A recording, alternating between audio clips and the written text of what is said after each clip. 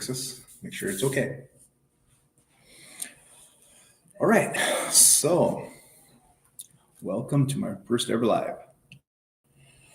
What I'm doing today is just going to kind of give you guys a little background on me, kind of like who I am, where I came from, what I'm doing now, and what I want to do as far as a career goal and a life goal. Where this all started was way back on the Stein Rock Sioux Reservation in North Dakota. I was born in the 70s, and I was born and raised in Cannibal, North Dakota. South Cannibal, North Dakota to be exact, called Big Lake. And during that time I was growing up, I grew up without indoor plumbing. I grew up without, a lot of the amenities that you guys have today. I had a wood stove growing up. I hauled water, 5-gallon pails of water daily. Now, this is from the time I was 3 months old all the way to the year when I turned 16. Growing up as a country boy, playing outside, learning how to hunt, shoot, fish.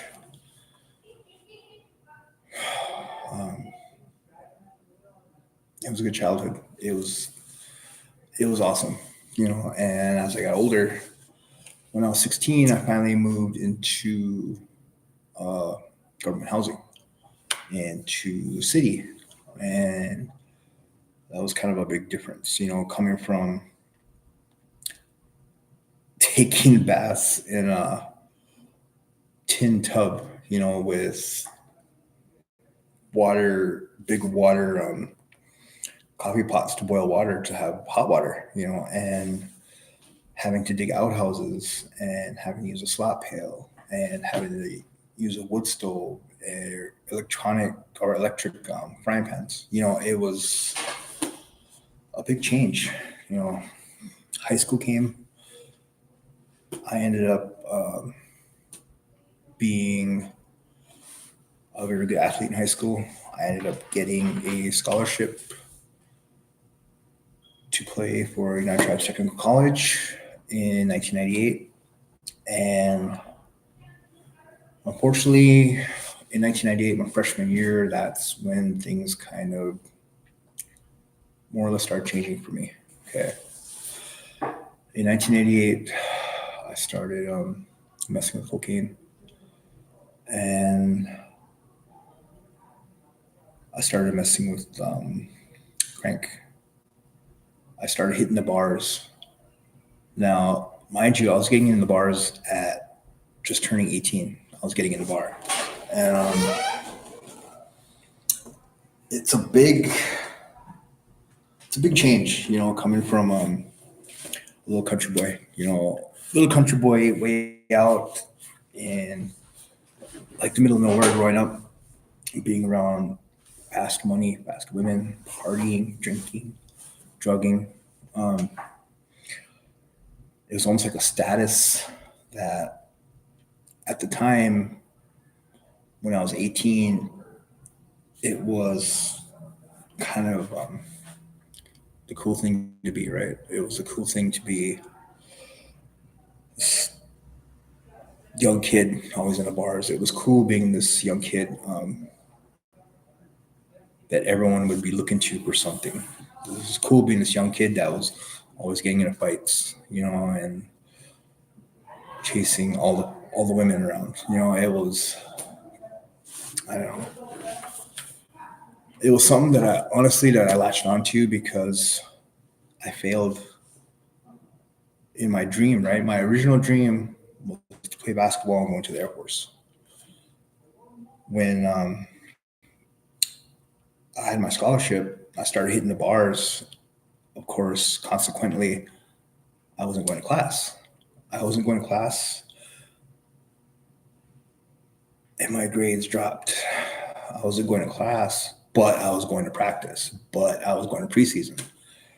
And looking back at it now, it didn't make sense. I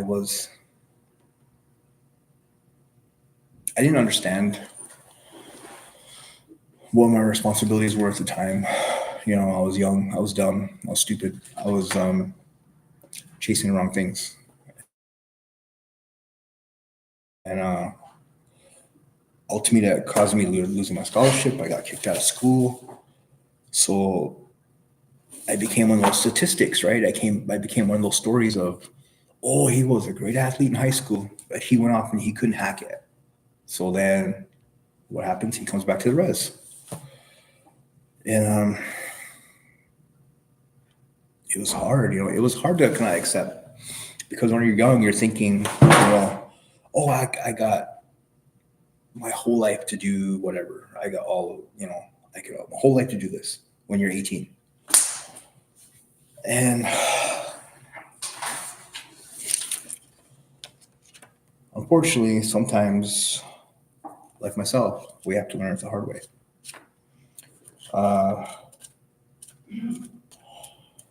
I ended up getting another shot and going back again. I went back to school, for the same school, in 2000. And I had to sit out a whole year because I was on academic suspension, academic probation. And I finally got my grades up to where I was over a 2.5 GPA.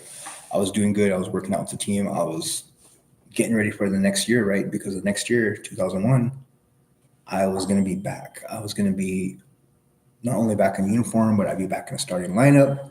Possibly, I'd be being what I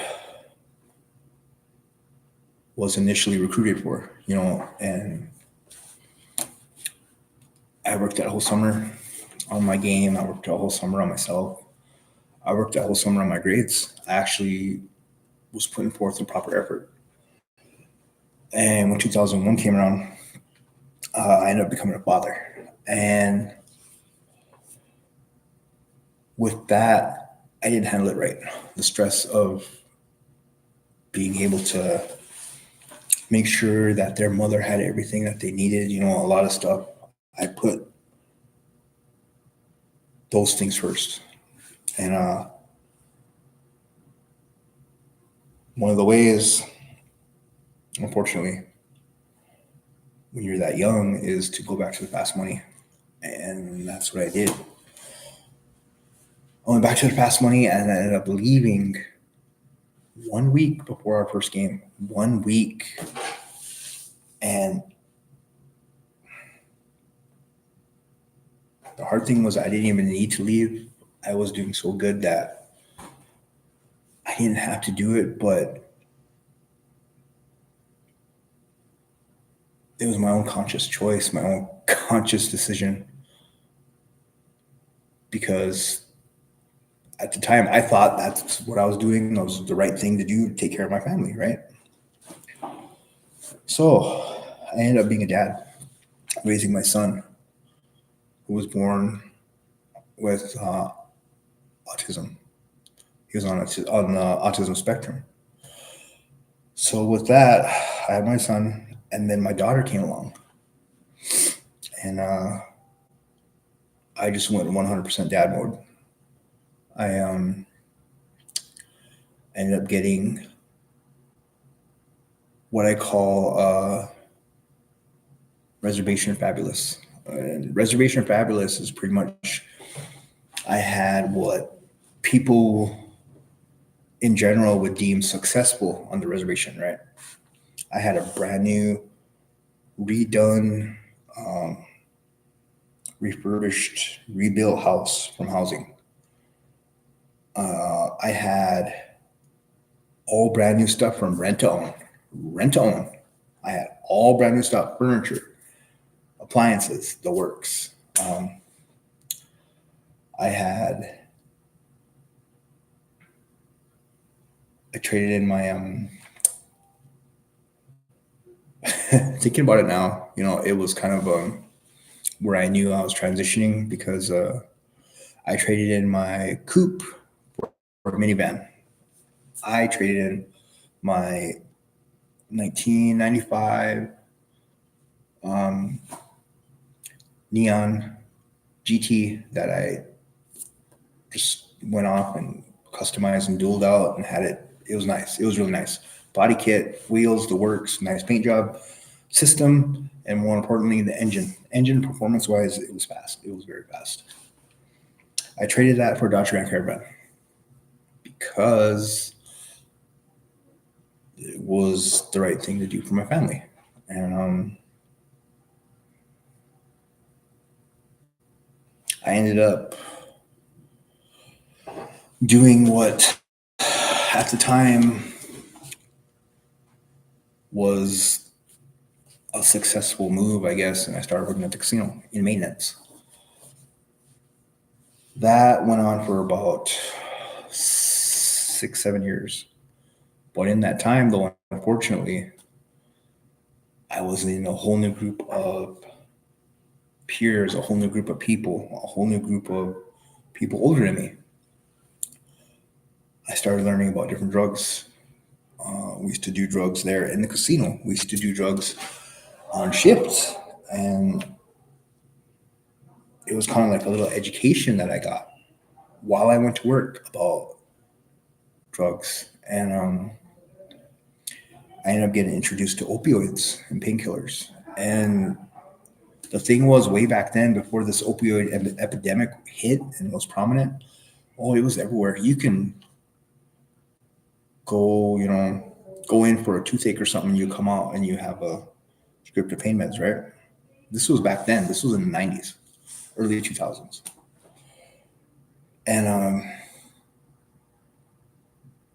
I remember one day someone showed me how to use them, or abuse them, I guess you could say. Ended up snorting them.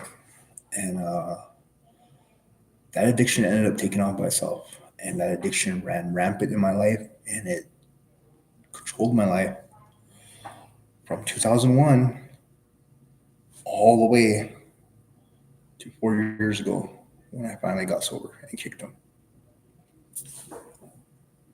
When I think about it now, of all the money that I spent on them, when I think about all the things that I sacrificed, all the things that I lost, it's tough. It's tough at times to think about all those, the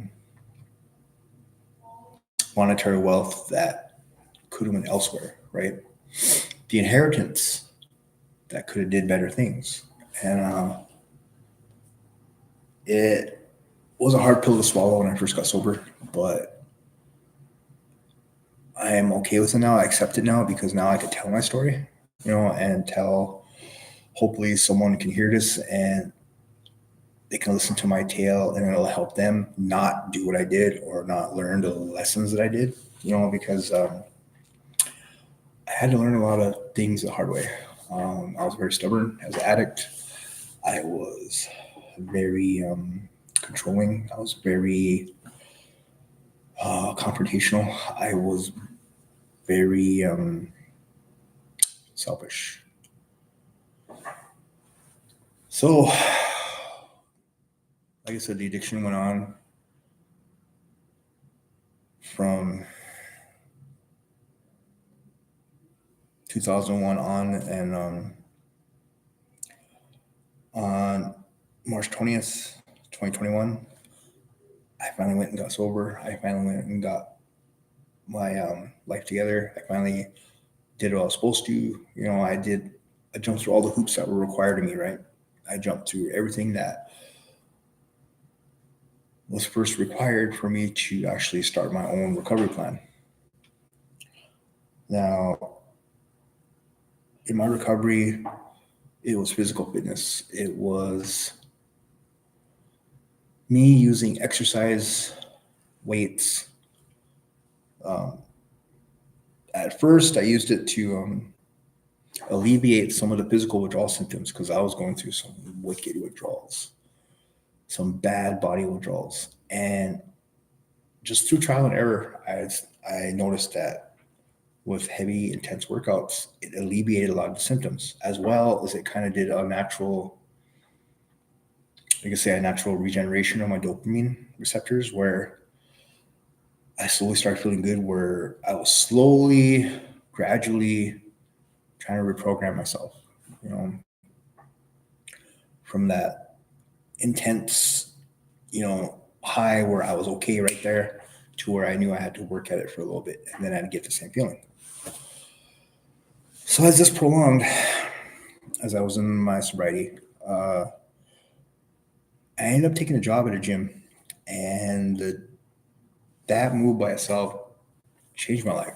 That move changed not only the direction of my life, but also kind of gave me a purpose. I've already had a purpose prior to that, which I did not know what it was, because I was still in my addiction. But what this gym did was it helped me realize some of the talents that I got, as well as it made me realize my love to help other people.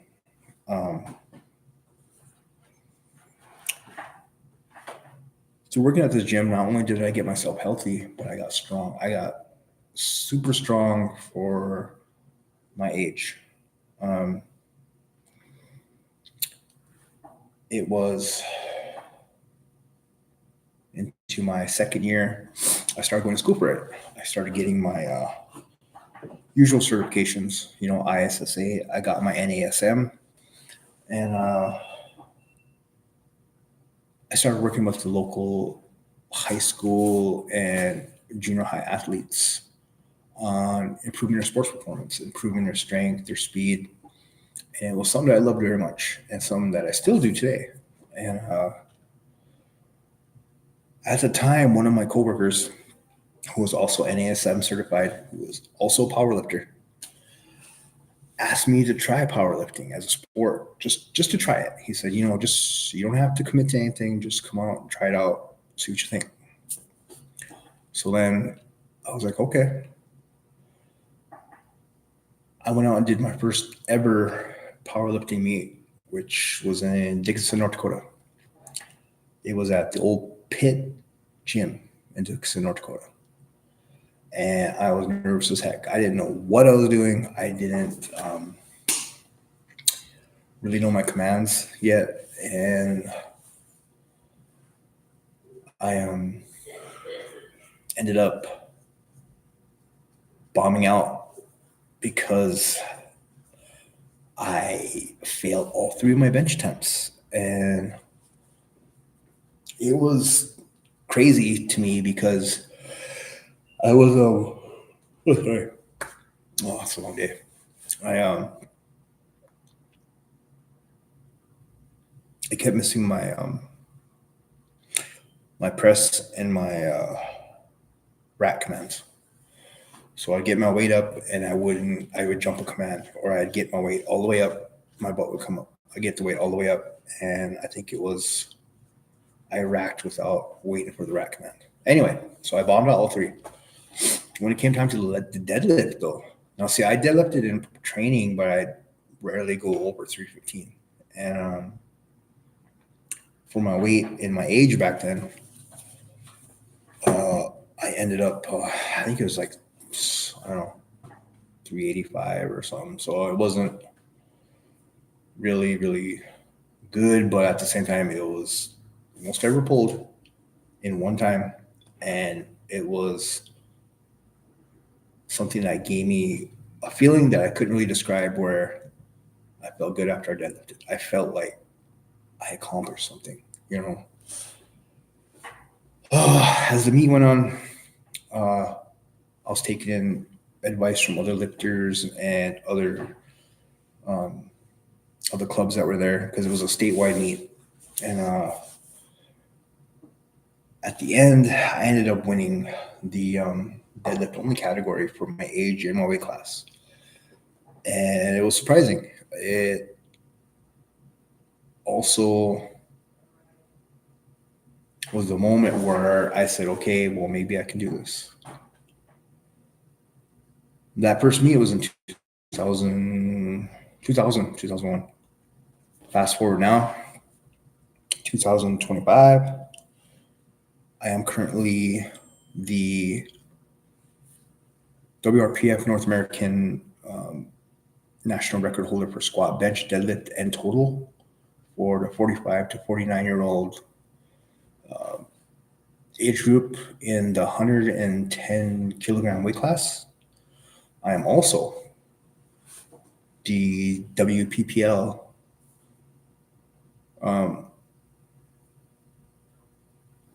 national champion for the 125 kilogram weight class for the 45 to 49-year-old age group.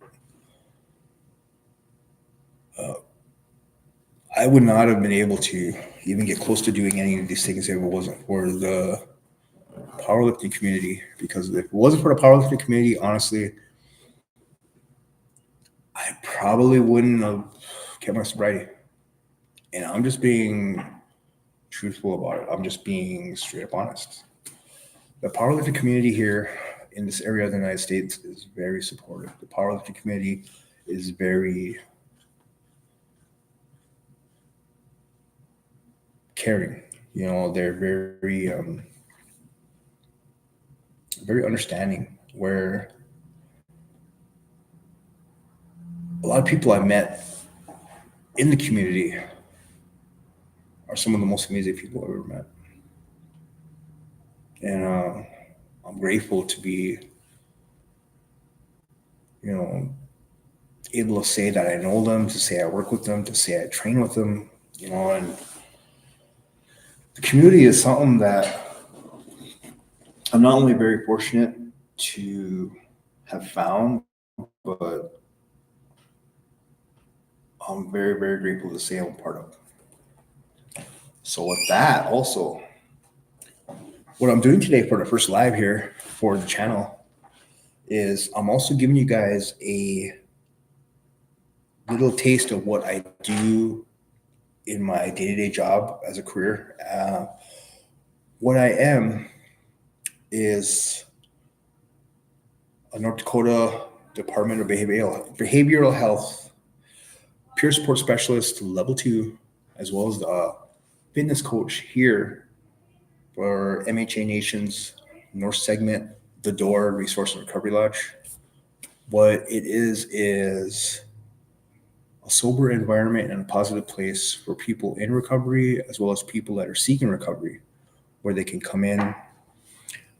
If they're seeking services, they can get on the road to recovery. If they're seeking immediate services, we can help them get into treatment. We can help them get into a detox. We can also provide sober living facilities on site here for women. Now, if you see behind me, this is one of our meeting rooms for our NAAA Wellbriety and Big Book meetings. What you can't see on this side is the sober side. This is the sober living side for the women. So for our MHA tribal members that are seeking, sober lodge, they're seeking sober living, we can provide that here. And all you gotta do is reach out to us and we can go from there. But one of the duties of my job is I do a weekly live on the Doors Facebook page, which is something that I do is called positive reinforcement. What positive reinforcement is I give a reading from the well-known recovery book Just for Today, and I kind of give a little interpretation of my own personal thoughts, feelings, memories on how it relates to the reading. So without further ado, I'll give you guys, I'm going to turn on the other live because it's like sitting side by side. But hold on. Let me make sure here. And we're going to get started. So let me turn this one on. There we go. Where's my... Okay. So I'll be speaking to this camera.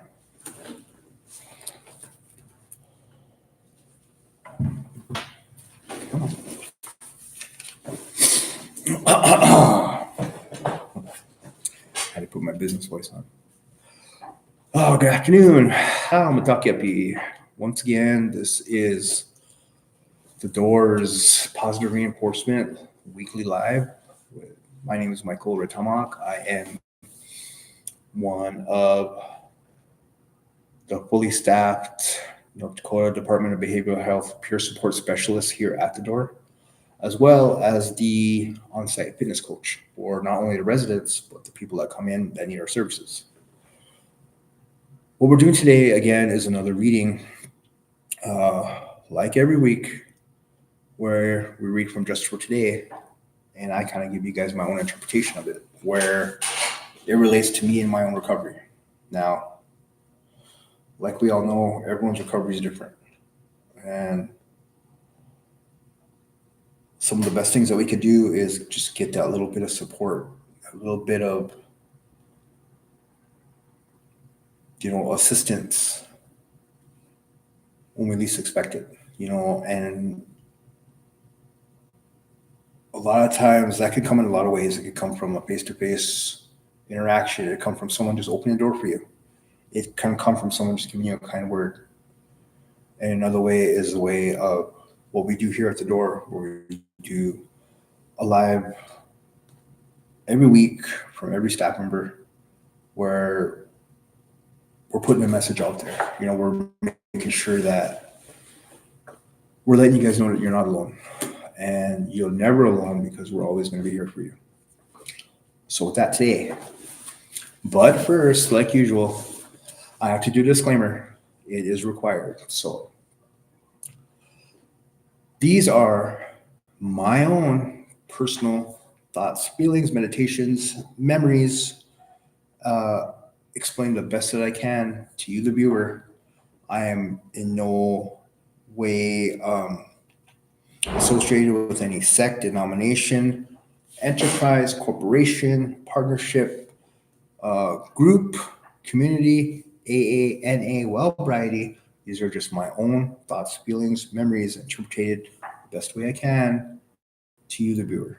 So let's get right in it. September 30th is actually, it's one of those good readings where it's something that appeals to everybody, and especially to myself. I really, really enjoyed this one today. I shared it with a group earlier, and we had almost a 2-hour discussion on it, on just various things about it, So let's get into it. September 30th, being ourselves. Our real value is in being ourselves. Basic text, page 105. Over and over, we have tried to live up to the expectations of those around us. We may have been raised believing that we were okay if we earned good grades in school, cleaned our rooms, or dressed a certain way. Always wanting to belong and to be loved. Many of us spent a lot of time trying to fit in, yet we never quite seemed to measure up. Now in recovery, we are accepted as we are. Our real value to others is in being ourselves. As we work in steps, we learn to accept ourselves just as we are. Once this happens, we gain the freedom to become who we want to be. We each have many good qualities we can share with others. Our experiences, honestly shared, help others find a level of identification they need to begin their recovery. We discover that we all have special gifts to offer those around us. Now, the thing I love about this reading, especially today's, is the action. So, September 30th action. Just for today, my experience in recovery is the greatest gift I can give another addict. I will share myself honesty with others.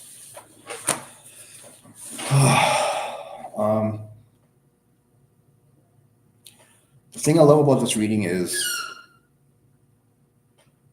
it's just right there in your face, a simple, straightforward message about what we do in recovery.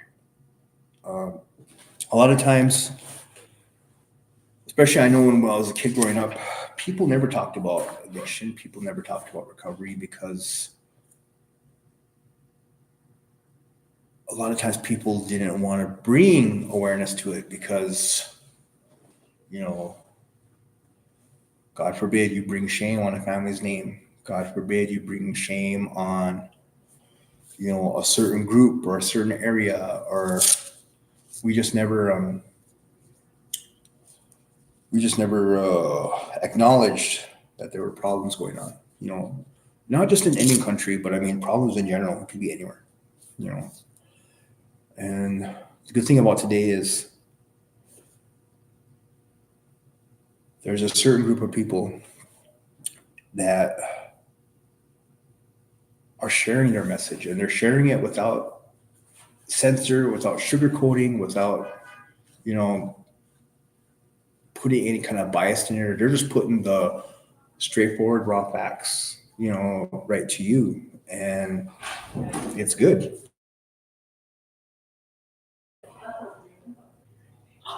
I don't know. I can't hear. So that was my boss. That was Tila. Anyway, so what we do here is sharing our experiences with you guys, the viewers, with you guys that are still in recovery, with you guys that are just doing the steps. You know, we're showing you guys that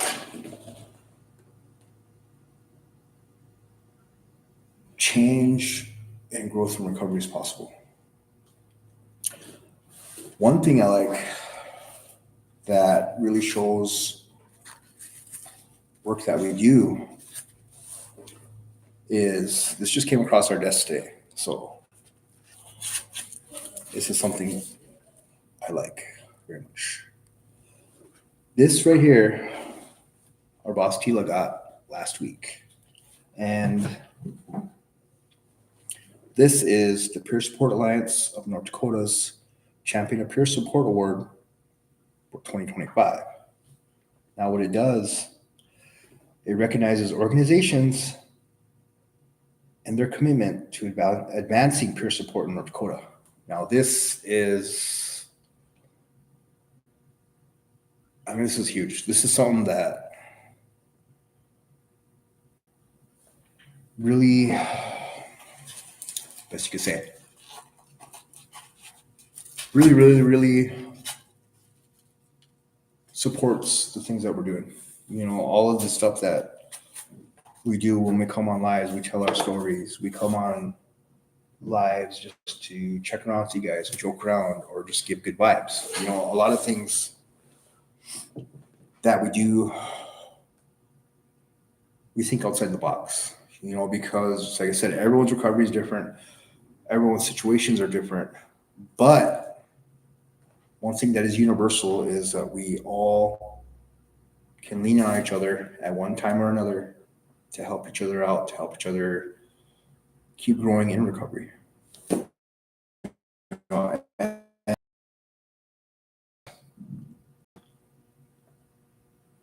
Eye-opening at times, but when you think about the big picture and the greater good, there's no other job I'd rather have. There's no other place I'd rather be than right here. And I'm very, very grateful to be a part of this group here, you know, this group here at the door, Resource and Recovery Lodge, you know, because of the influence and the action and the effect that we're having right now is one of the most positive things here in MHA. You know, one thing I love is just like how it says where we can be ourselves. When I was out there in the street getting high, selling, chasing women, doing whatever, partying around, I was never really myself. I always had to be this character, if you will. I had to be someone that I would rather be feared than respected, or I would rather be feared than friendly, if that makes any sense.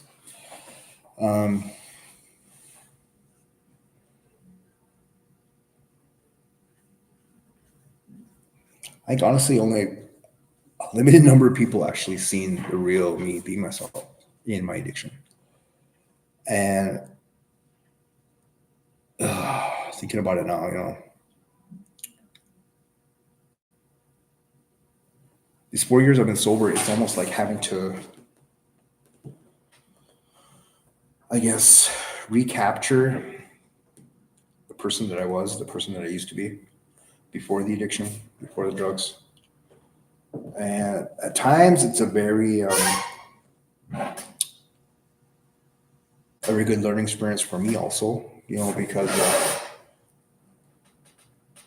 I miss who I was, before I started using. I missed how I was before I started using, and I'm finally back to how I was and who I was.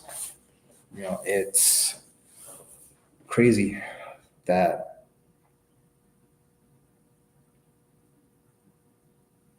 I had to have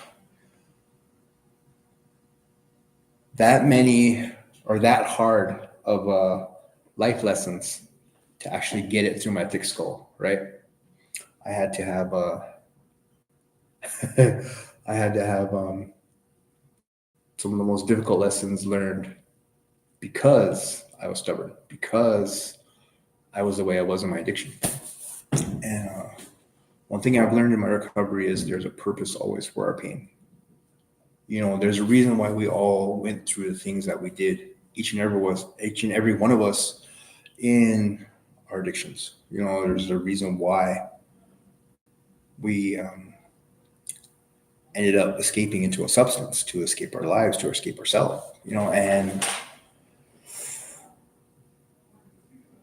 the things that I'm learning now really make sense. And one thing I hope to do every day is just that when I come on here and share, I'm just hoping that it could reach somebody, right? Somebody knowing that they're not going through things alone, someone that they're not feeling things for the first time. Other people have been there before you. Other people have gone through the same thing you have. And they can feel good because they've made it out so far. They've made it this far in the recovery, proving that the program not only works, but the program is also very successful when you work at it. It's a good feeling, But one thing I love today is, just like the reading says, I get to be myself. I actually get to be myself. I get to joke around. I get to laugh. I get to take things serious. I get to love my kids. I get to love my grandkids. I get to, yes, that's right, I said grandkids. I am almost 50, and I am the proud grandfather of 3 babies. And when I'm around, they're spoiled. When I'm around, they can pretty much do what they want, and I love that I get to actually experience that. I love that I get to actually have that, because if I was back out there, or if I was back out there doing what I was doing, I wouldn't be able to see them. I wouldn't be able to spend time with them and watch them as they grow. I wouldn't be able to make an impression on them as young as they are now, because I wouldn't have allowed myself to be around them. And I know that their parents wouldn't have allowed me to be around them at all either if I was still out there, because that was kind of like what I always used to say. I didn't want to be around anybody. I didn't want to be around anyone, anywhere, any place. I just needed my little bit of drugs and solitude. And it was sad. It was a lonely, sad existence. It was magnified because I had abandonment issues as from being a little kid. I had a little bit of depression. I had a little bit of anxiety from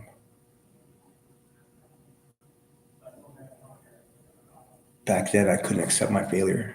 I couldn't accept failing as a potential college athlete, and becoming a statistic, coming back to the Reds, and then just becoming another one of those, oh, he could have went somewhere, guys. It was tough, man. It was tough. Facing yourself every day in the mirror, or going to open gym and playing guys that are already in school and they're established, and you're doing well against them. It was tough now. And throwing the drugs in, it would make you more pissed at yourself. If you could say it like that. And there's a lot of things, a lot of animosity that came from that. There's a lot of resentments. There was a lot of friendships that were lost, and it was all just, stemmed from the substance combined with the things that I was refusing to face at the time, which was my failure. It was hard to be young and admit that you failed at something. It was hard for me to admit I failed at school. It was hard for me to admit that I failed as a scholarship basketball player. It was hard for me to fail, or to say that I failed at making my grandparents proud at the time. It was hard for me to say that. It was hard for me to accept it. It was hard for me to even say it. I wouldn't even be thinking about it. I would just do out of sight, out of mind, and just totally ignore it and take off and do something. Or I go take off and go party around, or I take off and go to a basketball tournament and not tell anyone where I'm going. I just up and go, and that was me running from reality. That was me running from taking ownership of what I did. I guess what I'm really saying is,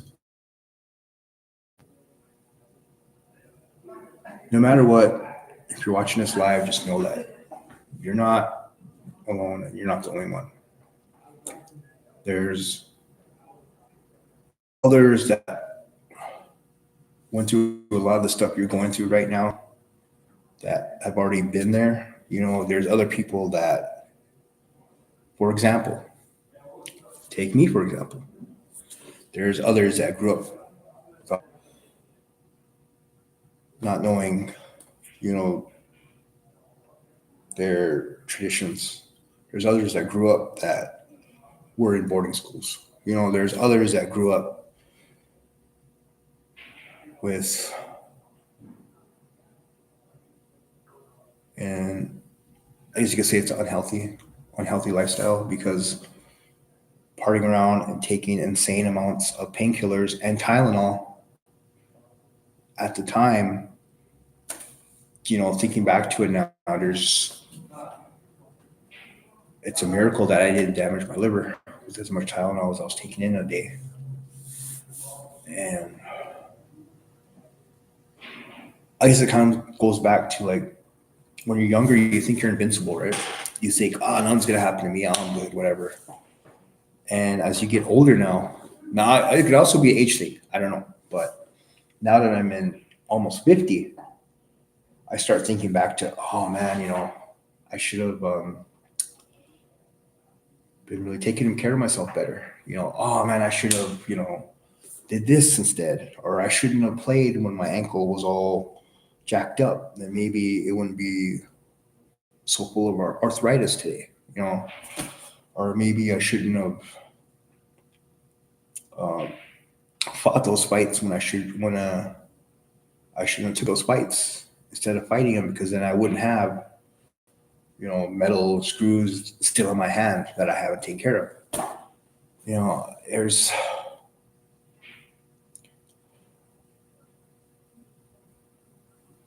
a lot of things that we think of now that, like I said, when we're younger, we think we're invincible. We think nothing's gonna happen to us, And I think when you get older, you start realizing what counts. You start thinking, most importantly, having a longer life. I want to be able to grow up and see even college. I want to grow up to see, or grow up, but grow older to see, a lot of changes happen for good. I want to get older and see if I can still compete in powerlifting at the age of 70. That's kind of something I'm thinking about, if it's possible. I want to try to go after another national record at 70 years of age. These are all things I think about every day, like all things I think about during the week, But I think that's all we'll do today. It's already at my 20-minute limit. I always limit myself now to 20 minutes because a lot of times we do our discussions, we can go off, But I'm very, very glad that we had this time today. I also did this at the same time as I did my first ever YouTube live. So YouTube got 20 minutes before I started this live. So I got both laptops side by side, going like this. And it's good. I'm also going to be sharing the Pure Support lives here on our Door channel. I'll be sharing it also on my own personal YouTube channel. So I'll have the, links later on in the comments here. If you want to check that YouTube channel out, that's fine. It's nothing but positivity on there. Exercise, health, powerlifting, some jujitsu, some MMA, and it's kind of chronicling my journey back to school right now as a 47-year-old grandfather, 4 years in recovery, that's been out of school for over 20 years, and it's going to chronicle my day-to-day stuff as well as my day-to-day recovery, and it's going to be good. It's going to be good. It's kind of a trial and error thing that we're doing right now just to see how it goes. But it's just pretty much, I just want to show people that are my age that are possibly thinking about going back to school. They'll have a vlog proof that, hey, it can be done. You can go to back to school. You're okay. There's no anxiety. Just get it done. And that's pretty much all as far as new things. Let's see. So as usual, there will be a noon meeting tomorrow, and the Saturday, I will be here Saturday. So there will be a noon meeting also Saturday, AA, as well as early birds at 9 a.m. outside in the garage. So with that, I just want to say thank you guys. It's been awesome having another afternoon to discuss some things with you, and we'll see you guys next week. Thank you. Goodbye.